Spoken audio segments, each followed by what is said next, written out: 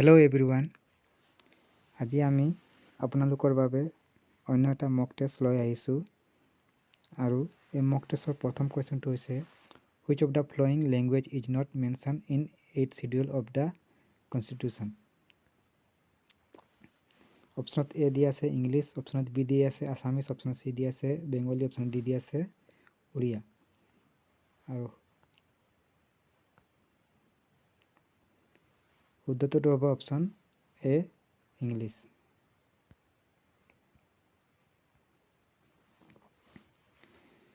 The only Assamese to become the president of the Indian National Congress is অপশ্যনত A দি আছে Devakanta Barua, option B দি আছে Liladhar Barua, option C দি আছে চক্ৰধৰ বৰুৱা, অপশ্যন ডি দি আছে নন অফ দি এবভ। শুদ্ধটোতো হ'ব option A Devakanta Barua.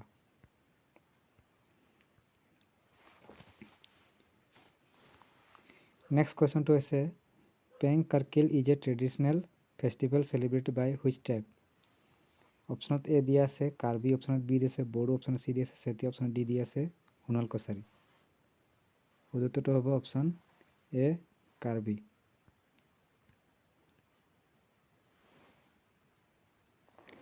Which type of mirror is used in the headlight of vehicles.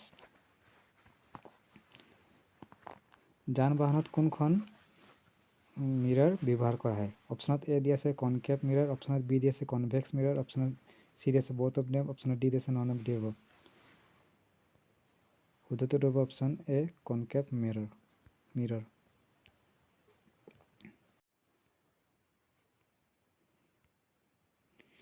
5 নম্বৰ কুৱেশ্যনটো হৈছে ব্লাড প্লাজমা হেজ এ তেজৰ মান কিমান হয়। অপশ্যনত এ দি আছে 7.4, অপশ্যনত বি দি আছে 7.3, অপশ্যনত চি দি আছে 7.5, অপশ্যনত ডি দি আছে 7.0। শুদ্ধটোতো হ'ব অপশ্যন এ 7.4।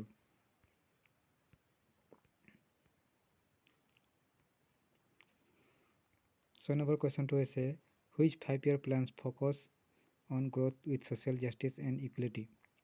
অপশ্যনত এ দি আছে এ 9th 5-year প্লেন, অপশ্যনত বি দি আছে 5th 5-year প্লেন, অপশ্যনত চি দি আছে 4th 5-year প্লেন, অপশ্যনত ডি দি আছে 2nd 5-year প্লেন। শুদ্ধটোতো হ'ব অপশ্যন এ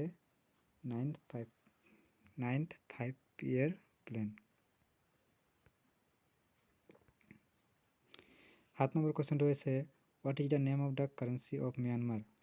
অপশ্যনত এ দি আছে ক্যাট, অপশ্যনত বি দি আছে ইউএন, অপশ্যনত চি দি আছে ইয়েন, অপশ্যনত ডি দি আছে নন অফ দি এবভ। শুদ্ধটোতো হ'ব option A kyat. The headquarter of ইউনেস্কোৰ হেডকোৱাৰ্টাৰ ক'ত আছে বুলি আমাক প্ৰশ্নত সুধিছে। অপশ্যনত এ দি আছে পেৰিছ, অপশ্যনত বি দি আছে ৱাশ্বিংটন, অপশ্যনত চি দি আছে ঢাকা, অপশ্যনত ডি দি আছে নন অফ দি এবভ। শুদ্ধটোতো হ'ব অপশ্যন এ পেৰিছ।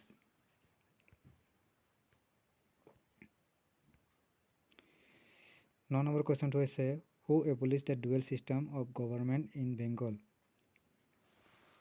অপশ্যনত এ দি আছে লৰ্ড ৱাৰেন হেষ্টিং, অপশ্যনত বি দি আছে লৰ্ড মিণ্টন, অপশ্যন চি দি আছে Lord William Bentinck, option D দি আছে নন অফ দি এবভ। শুদ্ধটোতো হ'ব option A Lord Warren Hasting.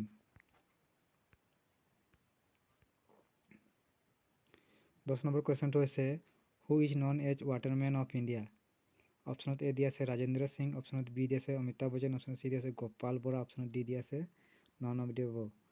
শুদ্ধটোতো হ'ব option A Rajendra Singh. 11 number কুৱেশ্যনটো হৈছে মেথ ছেকশ্যনৰ ওপৰত আৰু কুৱেশ্যনটো কৈছে যে 2 cars run to place at the speed of 45 km/h and 60 km/h respectively. If the second car takes 5 hours less than the first car for the journey, find the length of the journey. দুখন কাৰ দিয়া আছে আৰু দুখন কাৰৰ speed দিয়া আছে 45 km and 60 km আৰু দুখন কাৰৰ মাজত সময়ৰ পাৰ্থক্য হৈছে 5 hours। আৰু এই কুৱেশ্যনটো হৈছে ৰিলেটিভ স্পীডৰ ওপৰত ৰিলেটিভ স্পীডৰ এটা সূত্ৰ আছে, সেইটো হৈছে এ মাইনাছ বি ইনটু এইচ। আমাক দিয়া আছে এৰ মান 45 ইনটু 60। 60ৰ পৰা 45 বিকলে কিমান পাম 15 আৰু আমাক সময়ৰ পাৰ্থক্য কিমান দিছে 5 ঘণ্টা দি আছে 5 ঘণ্টা দি আছে তেতিয়া আমি কি কৰিম আমি এতিয়া ডাইৰেক্ট হৰণ কৰিম 15 4 গুণ 60 ঠিক আছে 4 5 গুণ 20 20 আৰু 45 পূৰণ কৰিলে কিমান পাম আমি কিমান পাম 900 আৰু ইয়াৰ শুদ্ধটো হৈছে অপচন এ 900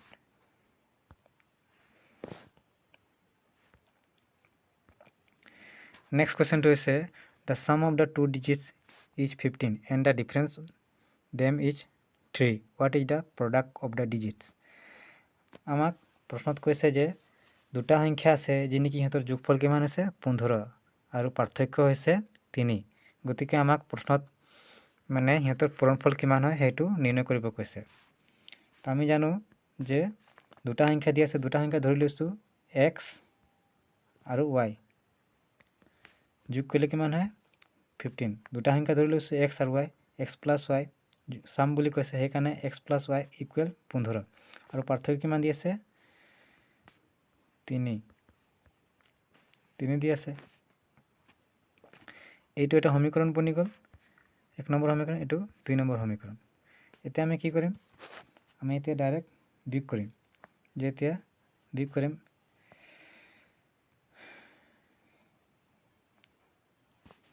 আৰু বিয়োগ কৰিলে কিমান হ'ব মাইনাস মাইনাস মাইনাস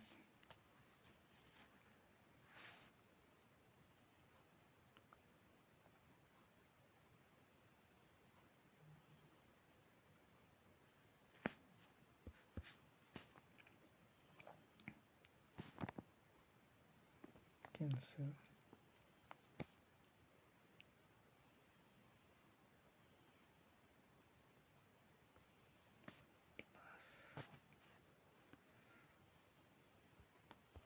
2y এফালে 12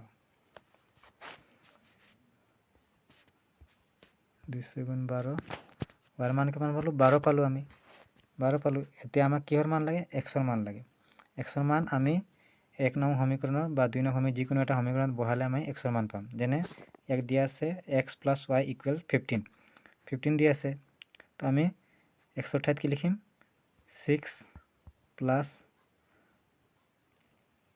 সৰি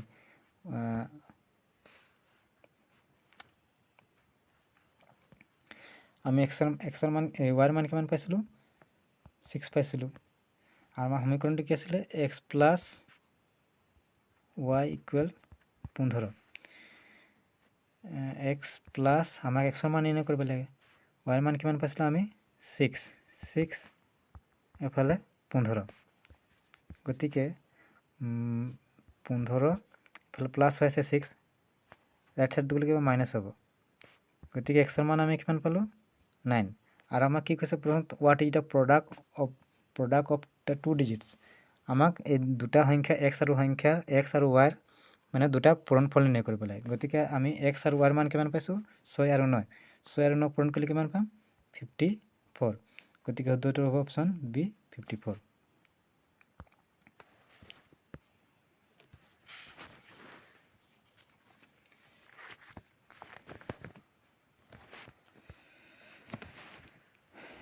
Next question to is the value of sin 60 cos 30 plus sin 30 cos 60 এইটো ক্লাস 10 এর এটা কোশ্চেন হয় যি নেকি sin 60 এর মান হইছে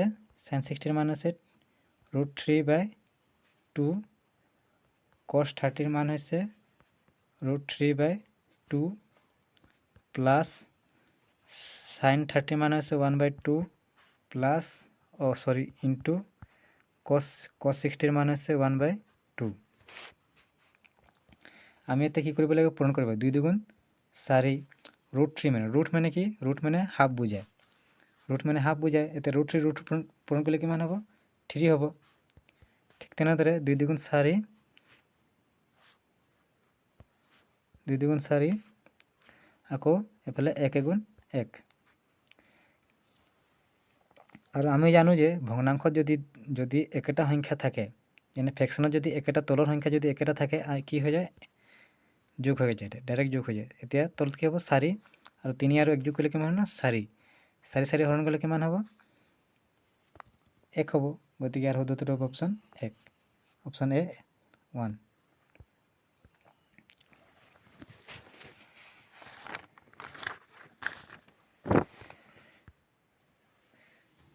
চৈধ্য নম্বৰ কুৱেশ্যনটো হৈছে the length and breadth of a rectangle are in the ratio' 3:2 if the perimeter is 730 cm. what is the area of rectangle?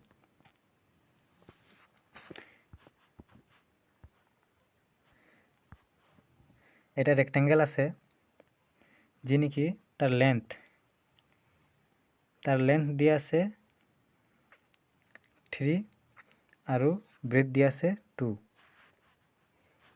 Length দিয়ে আছে 3, ব্ৰেড দিয়ে আছে 2 আৰু পেৰিমিটাৰ কিমান দিয়া আছে 730।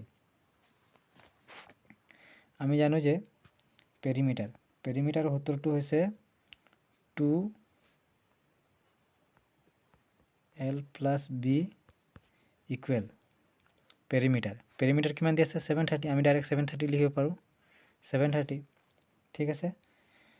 এতিয়া আমাক লেন্থ আৰু ব্ৰেডথ কিমান দিয়া আছে 3 দিয়া আছে। তো আমি ডাইৰেক্ট 3 লিখিব পাৰোঁ বা 3x লিখিব পাৰোঁ। 3x + 2x equal 730। 3x আৰু 2x যোগ কৰিলে কিমান হ'ব 5x। 5xক আকৌ 2 লগত পূৰণ কৰিলে কিমান হ'ব 10x। এফালে 730 0 0 কেঞ্চেল। আমি xৰ মান কিমান পালোঁ xৰ মান আমি 730 পালোঁ 730। আৰু আমাক কি কৈছে যে আমাক এৰিয়া নিৰ্ণয় কৰিব কৈছে।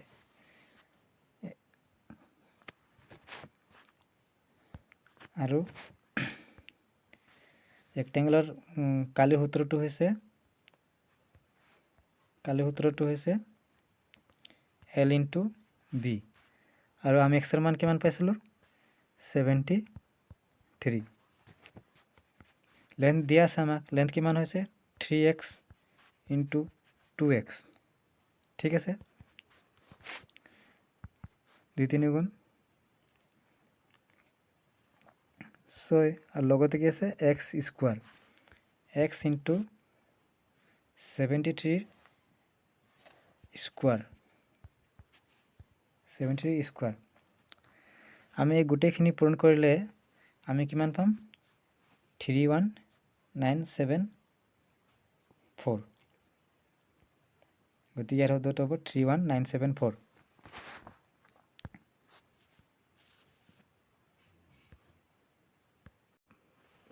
15 নম্বৰ কুৱেশ্যনটো হৈছে ইংলিছ ছেকশ্যনৰ ওপৰত আৰু আমাক সুধিছে যে the study of life is called A biology, B chemistry, C botanic, D none of the above. শুদ্ধটো হ'ব অপশ্যন এ বায়'লজি। 16 নম্বৰ কুৱেশ্যনটো হৈছে what is the called of cow group. Cow group কি বুলি জনা যায়। অপশ্যনত এ দি আছে হাৰ্ট, অপশ্যনত বি দি আছে চিপ, অপশ্যনত চি দি আছে পাঞ্চ, অপশ্যনত ডি দি আছে নন অফ দি এবভ। শুদ্ধটো হ'ব অপশ্যন এ হাৰ্ট। 17 নম্বৰটো কুৱেশ্যনটো হৈছে what is the opposite word of ancient. এনচিয়েণ্টৰ বিপৰীত শব্দ কি হয় বুলি সুধিছে আমাক। অপশ্যনত এ দি আছে মডাৰ্ণ, অপশ্যনত বি দি আছে হিষ্ট্ৰী, অপশ্যনত চি দি আছে ছেট, অপশ্যনত ডি দি আছে ক্লাছিক। ইয়াৰ শুদ্ধটো হ'ব অপশ্যন এ মডাৰ্ণ।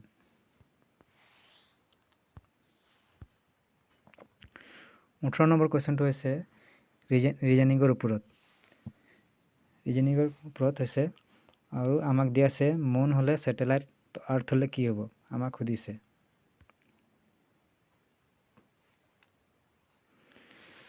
মুন হ'লে ছেটেলাইট হ'লে আৰ্থ হ'লে কি হ'ব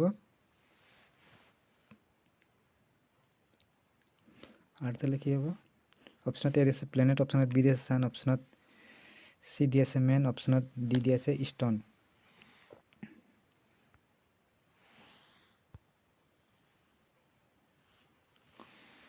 শুদ্ধটো হ'ব অপশ্যন এ প্লেনেট।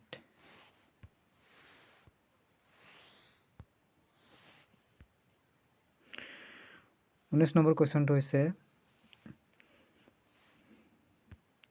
আমাক দিয়া আছে 5, 9, 17, 29, 45।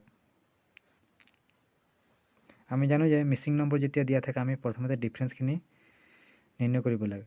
5 আৰু 9ৰ মাজত পাৰ্থক্য আছে 4, 17 আৰু 9ৰ মাজত পাৰ্থক্য আছে 8, আকৌ 29 আৰু 17ৰ মাজত পাৰ্থক্য আছে 12, 45 আৰু 29ৰ মাজত পাৰ্থক্য আছে 16।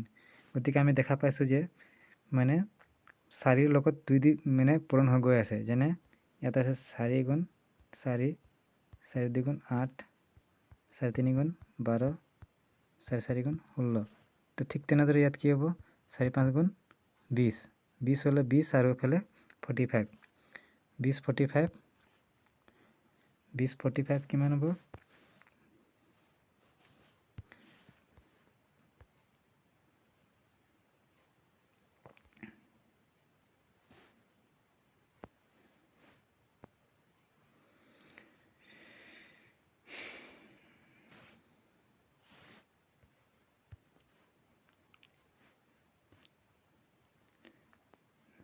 20 45 কিমান হ'ব 65।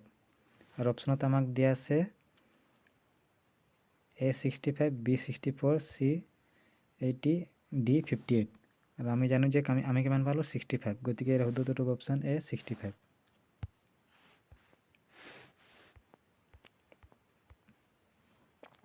বিশ নম্বৰ কুৱেশ্যনটো হৈছে as a cricket is related to bat in the same way tennis is related to what. যদি ক্ৰিকেটটো বেটৰ লগত সম্পৰ্ক আছে বা জড়িত হৈ আছে তেনেহ'লে টেনিছ কিহৰ লগত জড়িত হ'ব। অপশ্যনত এ দি আছে ৰেকেট, অপশ্যনত বি দি আছে ষ্টেডিয়াম, অপশ্যনত চি দি আছে মেন, অপশ্যনত ডি দি আছে ষ্টন। আৰু আমি সকলোৱে জানো যদি ক্ৰিকেটটো বেটৰ লগত জড়িত হ'লে টেনিছটো ৰেকেটৰ লগত জড়িত হ'ব। গতিকে ইয়াৰ শুদ্ধটো হ'ব অপশ্যন এ ৰেকেট। আজিৰ মক টেষ্টত ইমানে। যদি ভিডিঅ'টো ভাল লাগিছে তেনেহ'লে লাইক কমেণ্ট শ্বেয়াৰ কৰিব। ধন্যবাদ।